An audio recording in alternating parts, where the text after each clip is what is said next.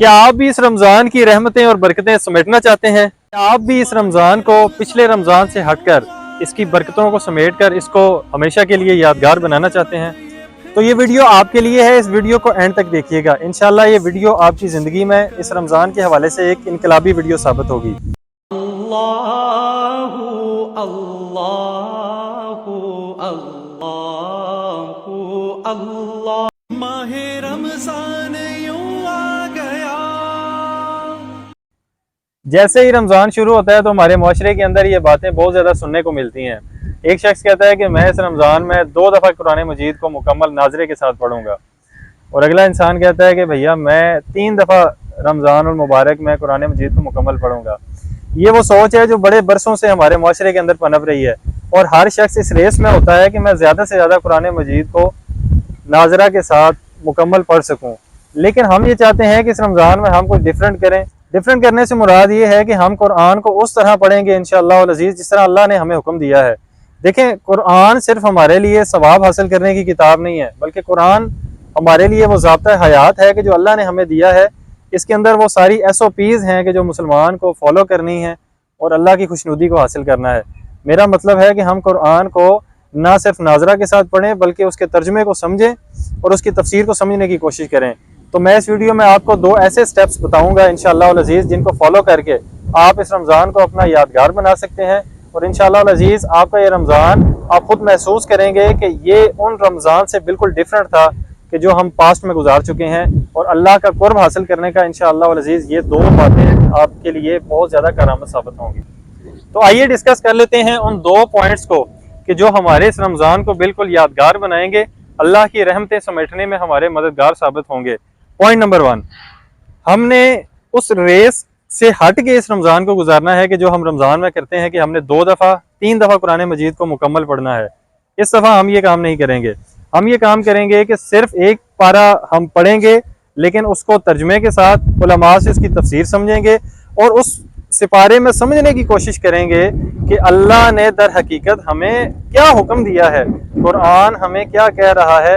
ہم یہ پڑھیں گے کہ الحمدللہ رب العالمین کا مطلب کیا ہے، اور اللہ اس میں اپنے بندے سے کیا ڈیمانڈ کر رہا ہے، اللہ ہم سے در حقیقت کیا چاہتے ہیں، توحید کے احکامات کیا ہیں، رسول اللہ صلی اللہ علیہ وآلہ وسلم کی مبارک ذات سے متعلق قرآن میں کیا احکامات ہیں، اور دنیاوی زندگی کے حوالے سے دینی امور کے اندر قرآن ہماری کس طرح رہنمائی کرتا ہے۔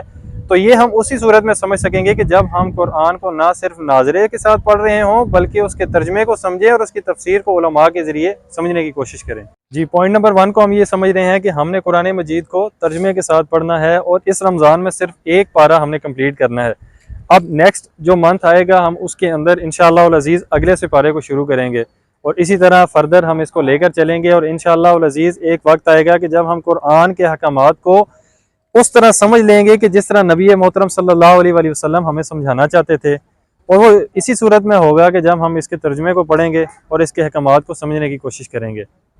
تو کون کون دوست اس بات پر عمل کرے گا کمنٹ سیکشن میں ہمیں لازمی بتائیے گا۔ پوائنٹ نمبر 2 یہ ہے کہ ہم نے اس رمضان میں ایک ایسا کام شروع کرنا ہے کہ جو ہم روٹین میں کرتے تو ہیں یہ کام، لیکن اس طرح اس کا اہتمام نہیں کرتے۔ وہ کام یہ ہے کہ ہر روزے کو ہم نے 5 منٹ لگاتار اللہ سے دعا کرنی ہے، اللہ تعالیٰ سے مناجات کرنے ہیں، اللہ تعالیٰ سے اس کی رحمتوں، اس کی برکتوں کا سوال کرنا ہے، اور اس کے حبیب صلی اللہ علیہ وآلہ وسلم کی سچی اور پکی محبت کا سوال کرنا ہے۔ اور انشاءاللہ العزیز آپ دیکھیں گے کہ یہ جو 5 منٹ آپ اللہ سے مناجات کریں گے، اللہ سے مانگیں گے، یہ آپ کی زندگی میں کس قدر برکت اور کس قدر رحمت کا باعث ہوگا۔ نبی علیہ الصلوۃ والسلام کے فرمان کا مفہوم ہے کہ جو دعا ہے یہ مومن کا ہتھیار ہوتی ہے۔ اس ہتھیار کو ہم انشاءاللہ العزیز اس رمضان میں استعمال کریں گے، اللہ سے مناجات کریں گے، اور کون کون دوست ان 2 پوائنٹس پر عمل کرے گا ہمیں کمنٹ سیکشن میں لازمی بتائیے گا۔ اور انشاءاللہ العزیز میں اس بات کو دعوے کے ساتھ کہہ سکتا ہوں کہ جب ہم قرآن کو ترجمے کے ساتھ سمجھیں گے، اس کی تفسیر کو سمجھیں گے، اللہ کے احکامات کو سمجھنے کی بھرپور کوشش کریں گے، تو اللہ کی مدد ہمارے ساتھ آئے گی، اور انشاءاللہ العزیز دعاؤں کے ذریعے، قرآن کی تلاوت و ترجمے کے ذریعے ہم اس رمضان کو اپنے لیے خاص بنائیں گے۔ آپ کا بہت شکریہ، جزاک اللہ خیرہ۔ تو اب آپ سوچ رہے ہوں گے کہ طیب بھائی ویڈیو ہمارے لیے لائف چینجنگ کیسے ہے؟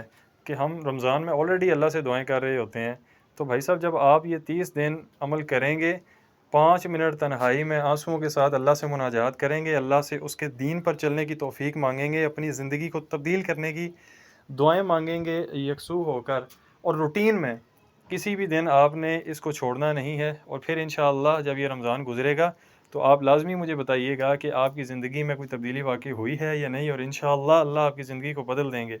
اور آپ نے کوشش کرنی ہے کہ اس کو 5 منٹ سے بڑھا لیں، لیکن اس کو کم بالکل نہیں کرنا۔ اللہ ہم سب کا حامی و ناصر ہو۔ السلام علیکم ورحمۃ اللہ۔